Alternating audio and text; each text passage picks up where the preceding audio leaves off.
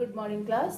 आज हम पद परिचय में अविकारी पदों के बारे में पढ़ेंगे, जिसमें आप क्रिया विशेषण, संबंध बोधक, समुच्चय बोधक इन तीन के बारे में पढ़ चुके हैं। आज चौथा भेद है अविकारी पदों का विस्मयादि बोधक अव्यय।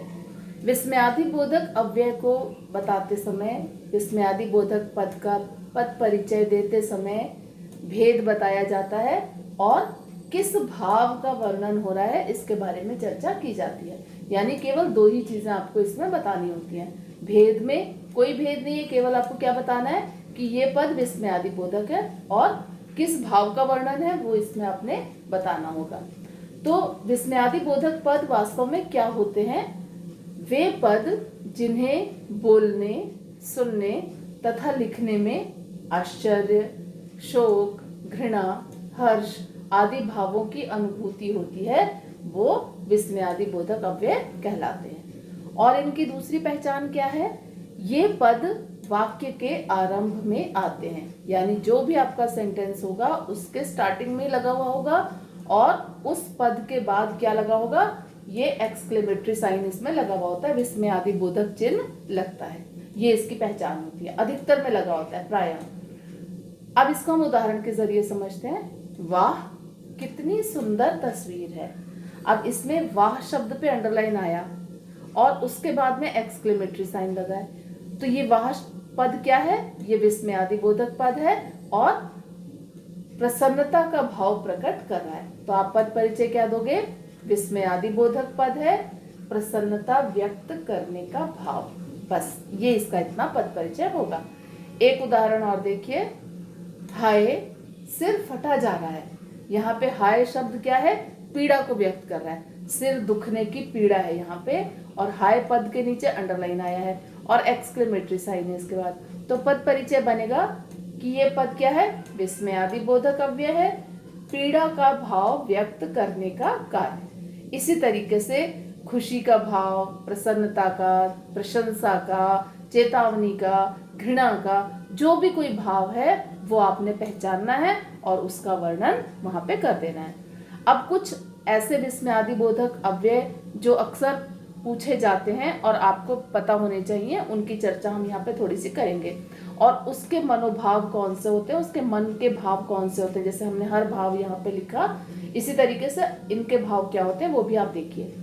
जैसे विस्मयादि बोधक अव्यय है अरे, ओह, क्या, है, ये अगर इन पे अंडरलाइन आता है इन सारे शब्दों पे, वो क्या है? ये सब किस बात को जताते हैं? विस्मय को और आश्चर्य को। वैसे आपने कोशिश क्या करनी है कि सेंटेंस देख के ही पहचानना है, लेकिन फिर भी ये सारे जो पद हैं वो विस्मय या आश्चर्य को ही प्रकट करते हैं। और कौन से हो सकते हैं? वाह, लाजवाब, क्या खूब। ये वाले शब्द हम कहाँ पे लगाते हैं? जब हर्ष मतलब प्रसन्नता होती है, खुशी होती है, आनंद, प्रसन्नता, तो इनमें से कोई भी पद आप लगा सकते हो कि हर्ष प्रकट करने का भाव, इस तरीके से। फिर तीसरे नंबर पे आता है उफ, हाय, ओह, हाय राम। अब ये सारे पद आप अक्सर कब बोलते हो? जब हमें कोई शोक होता है, शोक मतलब दुख, पीड़ा होती है, जैसे यहाँ पे बोला था हमने हाय सिर फटा जा रहा है, या फिर ग्लानि होती है। तो ग्लानि मतलब पछतावा होता है किसी बात का, हाय राम मैं फिर फेल हो गया, इस तरीके से, तो ग्लानि। तो ये सारे पद किसको प्रकट कर रहे हैं? शोक को, पीड़ा को।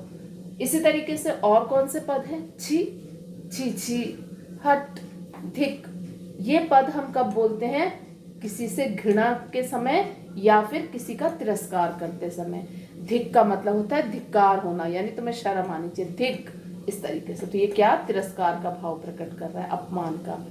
इसी तरीके से शाबाश, सुंदर, बहुत खूब, ये हम कब बोलते हैं? जब किसी की प्रशंसा या तारीफ करनी होती है। आपने मैच के बारे में, किसी की तस्वीर के बारे में, राइटिंग के बारे में, किसी के पास होने पर जब हम शाबाश, सुंदर, बहुत खूब बोलते हैं, तो ये प्रशंसा और तारीफ के भाव को प्रकट करते हैं। अब इसके बाद में बच के, हट के, सावधान, ये सब कब बोले जाते हैं? जब हम चेतावनी किसी को देते हैं, तो चेतावनी का भाव। इसी तरीके से अच्छा, ठीक, बहुत अच्छा, ये कब हम बोलते हैं? जब हमने किसी से अपनी सहमति देनी होती है, जैसे अच्छा चला जाऊंगा या अच्छा तुम्हारी बात ठीक है, इस तरीके से बोलते हैं तो वो सहमति या अपनी स्वीकृति देना, ऐसा भाव प्रकट होता है। अब आखिरी में आता है हे, ए, ओ, अजी। ये कब बोले जाते हैं? जब हम किसी को पुकारते हैं, जब हम किसी का संबोधन करते हैं, तब इन पदों को बोला जाता है। तो इसमें आप क्या लिखोगे? ये संबोधन का भाव प्रकट करने का कार्य कर रहे हैं ये पद। तो इस तरीके से विस्मयादि बोधक पदों का पद परिचय दिया जाता है। आपने पहचानना है विस्मयादि बोधक अव्यय है और किस मनोभाव को प्रकट कर रहा है, इस तरीके से आपने पहचानना है। तो ये हमने आज पढ़ा विस्मयादि बोधक अव्यय के बारे में। अब अविकारी पदों में केवल एक प्रकार बचा है, वो है निपात, जिसकी चर्चा हम अगले वीडियो में करेंगे। तब तक आप लोगों ने विस्मयादि बोधक अव्यय के अन्य उदाहरण देखने हैं और उनका प्रयोग किस प्रकार से होता है इसको समझना है। Okay, thank you, have a good day.